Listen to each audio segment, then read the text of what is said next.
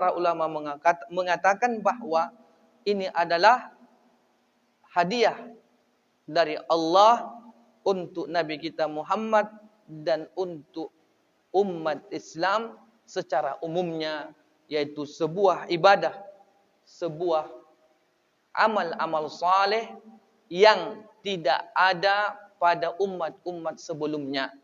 Karena umat-umat sebelum Nabi kita Muhammad sallallahu alaihi wasallam mereka hanya melakukan sembahyang ataupun ibadah secara umum.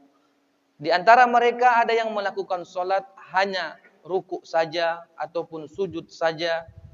Dan Nabi kita Muhammad diberikan hadiah sebuah amalan yang saleh, sebuah ibadah yang agung, yang mana itu tidak pernah diberikan oleh Allah pada nabi-nabi sebelumnya dan umat-umat sebelumnya.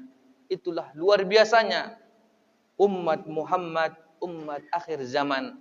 Maka di sini juga Rasul sallallahu alaihi wasallam, bahkan Allah memerintahkan kewajiban kepada kita, solat inilah yang tidak boleh kita tinggalkan.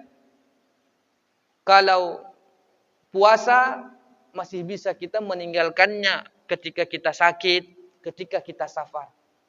Ketika kita ataupun sedekah atau zakat, kita bisa meninggalkannya ketika kita masih miskin, belum memiliki harta.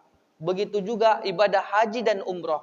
Kita tidak bisa melakukannya ketika kita masih miskin atau tidak memiliki harta. Tetapi solat tidak bisa kita tinggalkan. Bahkan ketika kita tak mampu pun diperintahkan untuk melaksanakan solat sesuai dengan kemampuan kita.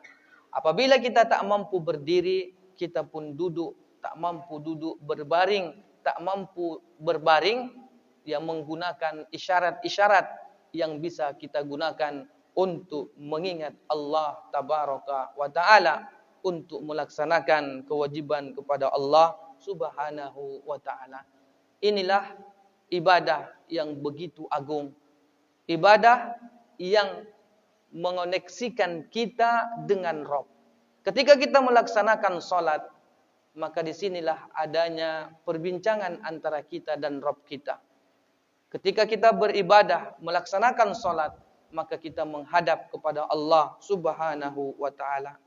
Maka mari kita memperbaiki salat-salat kita agar benar-benar kita bisa mengamalkan ibadah yang agung ini, yaitu berupa salat. Kama qad hufizat ay bidzalika sunnah as-sahihah an Rasulillah sallallahu alaihi wasallam alaihi. Dan kejadian ini ada disebutkan, bahkan terjaga, tersimpan di dalam hadis-hadis Rasul sallallahu alaihi wasallam. Kejadian Isra Mi'raj ini Rasulullah ceritakan langsung kepada para sahabat beliau.